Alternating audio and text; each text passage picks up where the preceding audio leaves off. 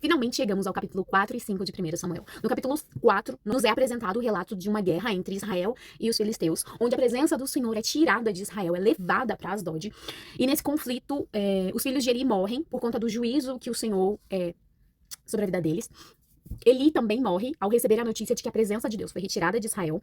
E a sua nora, a nora de Eli, entra em trabalho de parto ao receber todas essas notícias, que o marido havia morrido, o cunhado também, o sogro também. Então nasce um filho e ela coloca o nome de Icabô, que simboliza a tragédia espiritual de Israel, quando a presença do Senhor foi tirada, quando eles perderam a presença de Deus. Então o nome do menino é exatamente o símbolo do que estava acontecendo na época. Quando chegamos ao capítulo 5, nós vemos uma cena um pouco icônica, engraçada, se por assim dizer, não me leva a mal. E eu falei que a cena era engraçada porque realmente é. Imagina você trazer um Deus desconhecido para dentro do mesmo Deus que você já adora há um tempo, e percebe que aquele Deus se curvou diante do outro Deus que você trouxe.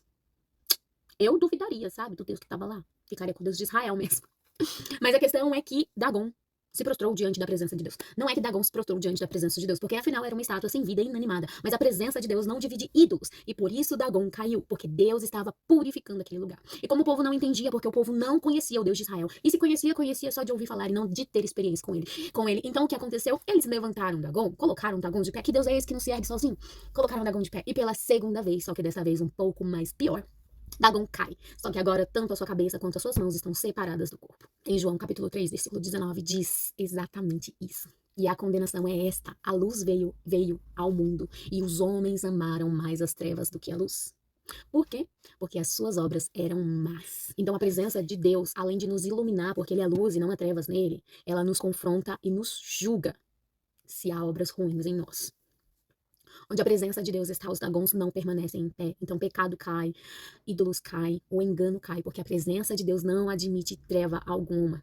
A luz de Cristo expõe e derruba tudo que é falso. Isso vale para os filisteus e isso vale para os dias de hoje, em formato de purificação.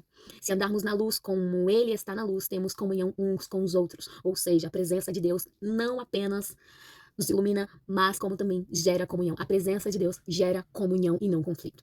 E o sangue de Cristo nos purifica de todo pecado. Então essa passagem de 1 Samuel capítulo 5, na verdade é uma ilustração prática do que João, anos depois, tentou nos ensinar mais uma vez, porque nós não aprendemos com exemplos, não é verdade?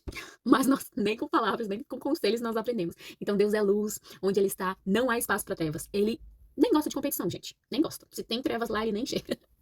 Brincadeira. Sua presença expõe e destrói os ídolos. A luz liberta quem a recebe, mas traz juízo para quem a resiste. E aí, tu tem resistido à luz de Deus ou você tem a recebido?